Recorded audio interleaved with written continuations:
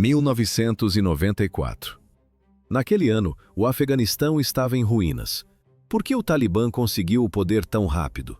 O país estava exausto, mas a paz que eles prometeram tinha um preço letal. À primeira vista, uma solução para o caos, mas na prática, o início de um regime de terror. O cenário era de destruição total. Após a retirada das tropas da União Soviética, o país se fragmentou. Não existia um governo central. O que existia eram senhores da guerra. Esses grupos armados disputavam cada cidade, cada estrada e cada moeda de imposto ilegal. No quadro, prédios perfurados por artilharia e ruas bloqueadas por escombros. A população civil vivia em um ciclo de violência constante. Roubos de carga eram rotina. Sequestros por resgate aconteciam em plena luz do dia. Assassinatos por vingança não tinham punição. A lei não passava de um conceito esquecido. Nesse vácuo de poder, o Talibã surgiu no sul, na região de Kandahar. O grupo era pequeno e formado por jovens que nunca conheceram a paz. Muitos eram órfãos da guerra contra os russos. Eles cresceram em campos de refugiados no Paquistão, estudando apenas lições religiosas básicas. Eles não tinham experiência política. Eles tinham apenas armas e uma doutrina rígida. O discurso era simples: ordem, segurança e a aplicação estrita da lei religiosa. Para quem tinha perdido tudo em décadas de conflito, essa promessa de estabilidade parecia a única saída. Mas isso era apenas o começo. Logo, o cenário mudou. Ruas, estádios de futebol e praças de vilarejos foram convertidos em locais de execução pública. O que o Talibã impôs não foi apenas justiça criminal. Foi um sistema de choque projetado para esmagar qualquer resistência física ou mental. Na filmagem da época, nota-se: as pessoas observam as execuções em silêncio absoluto. O medo substituiu a esperança. As cicatrizes desse período não desapareceram. Elas continuam se espalhando pela sociedade afegã até hoje. Não havia margem para erro. 1994. Kandahar caiu quase sem resistência. O Talibã avançou rápido. Eles desarmaram grupos rivais e executaram quem recusou a submissão. A ascensão não foi pacífica. Foi construída sobre o medo absoluto desde o primeiro dia. Por que as cidades caíam tão rápido? O plano era simples. Comandantes locais se rendiam ou fugiam para salvar a própria pele. O avanço era uma onda constante de intimidação. À primeira vista, uma milícia religiosa, mas na prática, uma força de ocupação impiedosa. 26 de setembro de 1996. O Talibã chegou aos portões de Cabul. A capital já sofria com anos de bombardeios e fome extrema. Mas os novos governantes queriam deixar uma marca imediata. Eles precisavam de um exemplo para silenciar qualquer oposição futura. O alvo principal era o Dr. Mohamed Najibullah. Ele era o ex-presidente do Afeganistão. Desde 1992, Najibullah vivia dentro de um complexo das Nações Unidas. Ele acreditava que a bandeira da ONU oferecia proteção diplomática. O Talibã ignorou as regras internacionais completamente.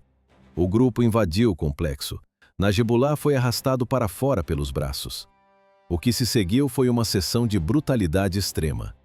No vídeo de arquivo, nota-se: a violência não tinha limites. Ele foi espancado e castrado. Depois, os soldados atiraram a queima-roupa. Seu irmão teve o mesmo destino. Não foi apenas um assassinato, foi uma mensagem. O Talibã levou o corpo de Najibullah para o centro de Cabul e o pendurou em um local público. Maços de cigarros e notas de dinheiro foram enfiados em sua boca. Era um deboche final. O corpo ficou exposto sob o sol para que todos os moradores vissem. Depois, ficou pior. O controle sobre a vida diária tornou-se total e imediato. Eles estabeleceram tribunais islâmicos próprios em questão de dias.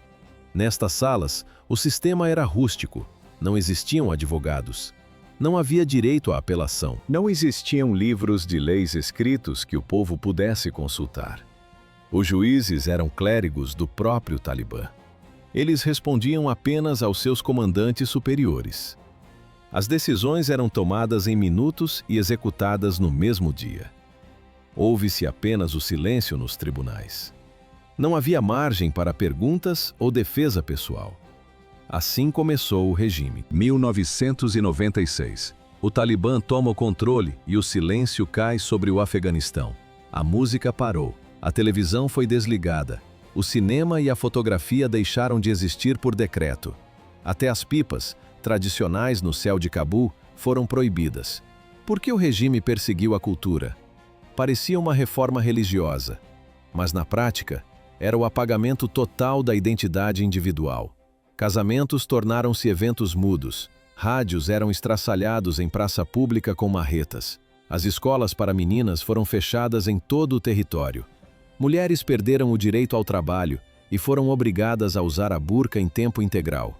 A vigilância era constante. Os homens foram forçados a cultivar barbas longas. No quadro, patrulhas da polícia de costume circulando com chicotes e bastões. Quem raspasse o rosto era espancado ou jogado em celas imundas. O grupo parava cidadãos nas ruas para checar roupas, cabelos e o modo de caminhar. Execuções e castigos físicos tornaram-se rotina. Não eram apenas punições, eram avisos públicos. O estádio Ghazi, em Cabul, mudou de função. O local, antes usado para competições esportivas, virou o palco principal do terror. O jornalista Jason Burke registrou o que viu em 1998. Amputações ocorriam diante de multidões lotadas. 2 homens acusados de roubo foram levados ao centro do campo. Ouve-se o som da multidão em expectativa. Médicos estavam presentes no gramado, mas não para salvar vidas. A função deles era garantir que a carne fosse cortada da maneira correta. Uma mão e um pé de cada homem foram decepados ali mesmo. O sangue escorria e manchava a grama. Milhares de pessoas assistiam em silêncio absoluto. A brutalidade não parou no corte. Após as amputações, os homens foram arrastados para fora e executados com tiros. Terminada a sessão, o público recebeu ordens para sair. Pouco depois, o estádio era usado para esportes, como se nada tivesse acontecido. O Talibã chamava isso de olho por olho, mas na realidade era a destruição da dignidade humana. Muitos compareciam às execuções por medo. Recusar o convite era atrair suspeitas de traição ou falta de fé. Crianças sentadas nas arquibancadas assistiam a tudo. Essas imagens ficaram gravadas na memória de famílias inteiras por décadas. Entre 1996 e 1999, a Lei Sharia foi imposta de forma radical. A definição de crime era vaga e ampla. Um pequeno furto, motivado pela fome, resultava na perda de um membro. Não havia investigação sobre pobreza ou acusações falsas. Bastava um dedo apontado para alguém perder a mão. O regime não admitia erros. 1996. Esse foi o ano em que o medo se tornou a lei oficial no Afeganistão. O Talibã assumiu o controle e impôs um código de conduta radical. Relacionamentos fora do casamento ou adultério não eram apenas pecados, eram crimes puníveis com a morte imediata. Como o regime mantinha o controle absoluto? Através do pânico público. Acusações de comportamento imoral eram tratadas como sentenças definitivas, mesmo sem qualquer prova física ou testemunhal. Homens e mulheres eram levados para praças públicas. Lá, diante de multidões, eram fuzilados ou apedrejados até a morte. Autoridades internacionais confirmaram que entre 1996 e 2001, essas execuções eram rotina. O regime anunciava os eventos com antecedência. Eles queriam estádios lotados para assistir ao espetáculo de sangue. 1999. Estádio Ghazi, em Cabul. Milhares de pessoas ocupam as arquibancadas. No centro do campo, uma mulher acusada de adultério é forçada a se ajoelhar na grama. Ela usa uma burca que cobre todo o seu corpo. Um guarda do Talibã se aproxima. Ele saca a arma e dispara um tiro na cabeça dela. Na filmagem nota-se: a mulher cai sem esboçar reação. O vídeo desse momento cruzou as fronteiras e chocou o mundo. Mas, para o Talibã, a indignação global era irrelevante. Para eles, as imagens reforçavam uma imagem de controle total e poder inquestionável. A polícia religiosa monitorava cada detalhe do cotidiano. Uma mulher podia ser espancada no meio da rua apenas por levantar a burca um pouco acima dos tornozelos. À primeira vista, eram punições morais, mas na prática, era um sistema de tortura institucionalizada. O apedrejamento era a pena mais temida, mas o regime buscou métodos ainda mais brutais. Em fevereiro de 1998, o líder Mullah Mohamed Omar ordenou uma execução inédita. 3 homens acusados de homossexualidade foram condenados a serem enterrados vivos. O plano era técnico e cruel. Os homens foram colocados em uma vala profunda. Tijolos foram empilhados ao redor deles sob uma parede de pedra. A ordem era derrubar a parede sobre os condenados para esmagá-los sob o peso do entulho. Havia uma regra sádica. Se sobrevivessem 30 minutos sob os escombros, seriam poupados. Contra todas as probabilidades, os 3 homens resistiram ao peso das pedras. Eles foram retirados e levados para um hospital local. Mas não houve misericórdia. O que houve foi uma falha na execução do método. Juízes do Talibã declaravam abertamente as opções para homossexuais. A escolha era limitada: morte por apedrejamento ou morte por esmagamento. Não existia defesa. Não existia análise de saúde mental ou consentimento. O objetivo era a aniquilação total do indivíduo. Os eventos aceleraram o silêncio da população. Cada execução pública servia como um lembrete para os sobreviventes. O tribunal deu a sentença e o medo garantiu a obediência. Para o Talibã, não existia diferença entre um criminoso comum, um adversário político ou alguém acusado de uma infração moral. Todos eram vistos como uma ameaça ao sistema. Pequenas infrações levavam à morte. Por que o medo dominava o Afeganistão? A resposta era simples: qualquer deslize era fatal. As mulheres eram o alvo principal. Uma mulher podia ser acusada de adultério apenas por conversar com um homem na rua, ou por sair de casa sem a companhia de um parente do sexo masculino. Muitas eram punidas por atos que não são crimes em nenhum outro lugar do planeta. A educação feminina foi classificada como um crime de Estado. O grupo fechou todas as escolas para meninas em território nacional. Professores foram espancados. No quadro, nota-se: salas de aula vazias e livros queimados. Garotas que tentavam estudar em segredo corriam o risco de serem chicoteadas em público. O objetivo era tornar as mulheres invisíveis e silenciosas. O povo vivia em pânico constante. Bastava uma acusação falsa de um vizinho sobre roubo ou imoralidade para alguém desaparecer. Não havia defesa. Os julgamentos eram rápidos e sem advogados. Juízes religiosos presidiam as sessões usando vestes curtas. Frequentemente, eles sequer escreviam uma acusação formal. Ouve-se apenas o anúncio da sentença por alto-falantes minutos depois do início da sessão. Para os condenados à morte, não existia apelação. As execuções ocorriam no mesmo dia da sentença. Era um sistema de justiça instantâneo e letal. Dezembro de 2001. O controle do Talibã sobre Cabul desmoronou rapidamente após a invasão dos Estados Unidos. Os ataques de 11 de setembro mudaram tudo. Quase da noite para o dia, os combatentes abandonaram prédios do governo, tribunais e prisões. As execuções públicas no estádio de futebol pararam. Mas isso não aconteceu por uma mudança de ideologia. O motivo foi a perda do controle físico das cidades. Muitos afegãos acreditaram que o medo de 5 anos havia acabado. Mas a esperança durou pouco. O Talibã não desapareceu. À primeira vista, o grupo estava derrotado. Mas na prática, eles apenas mudaram de tática. Os militantes recuaram para áreas rurais, montanhas e para o outro lado da fronteira. A partir dali, iniciaram uma guerra de exaustão que duraria quase 20 anos. Durante esse período, o grupo evitou as grandes metrópoles e adotou métodos difíceis de rastrear. Eles atacavam sob o manto da escuridão, plantavam bombas em estradas, assassinaram qualquer pessoa suspeita de apoiar o novo governo ou as forças estrangeiras. Ao mesmo tempo, mantinham tribunais paralelos em vilarejos remotos. Onde o Estado não chegava, a lei do Talibã continuava em vigor. A violência era menos visível, mas ainda mais constante.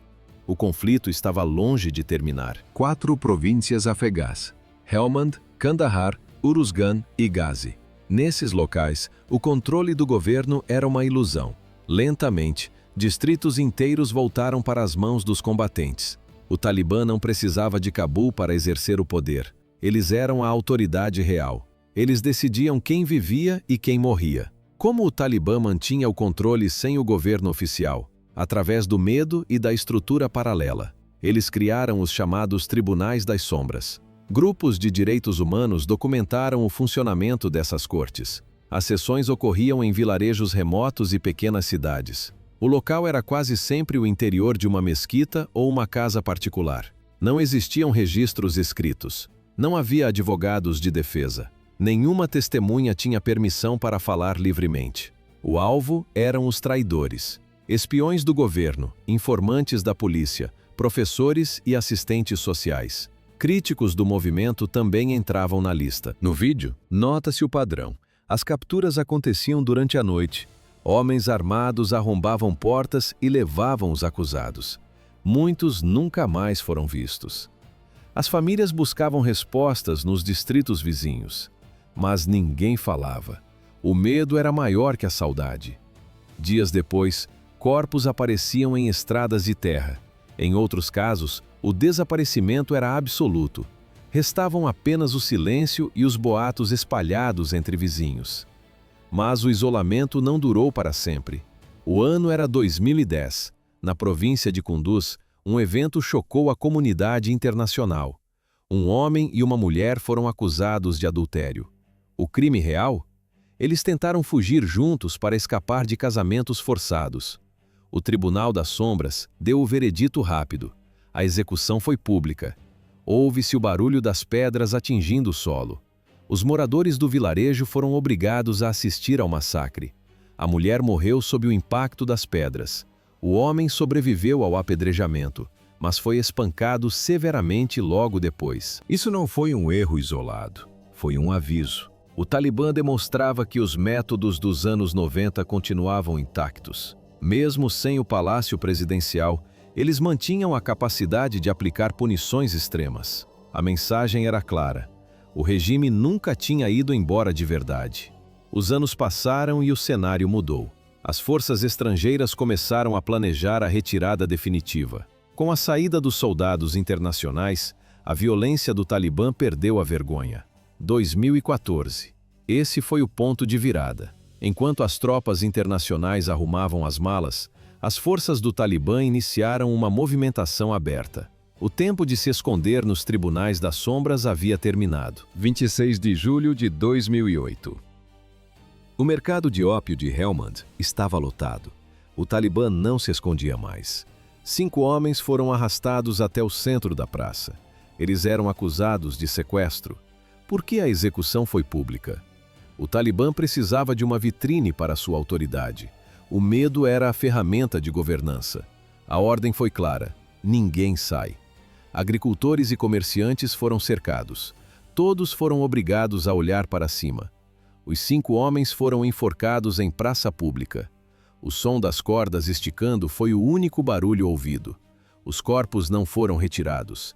Eles ficaram suspensos durante toda a noite. Sob o vento frio, os cadáveres balançavam diante dos portões. No quadro, as silhuetas escuras contra o céu da província.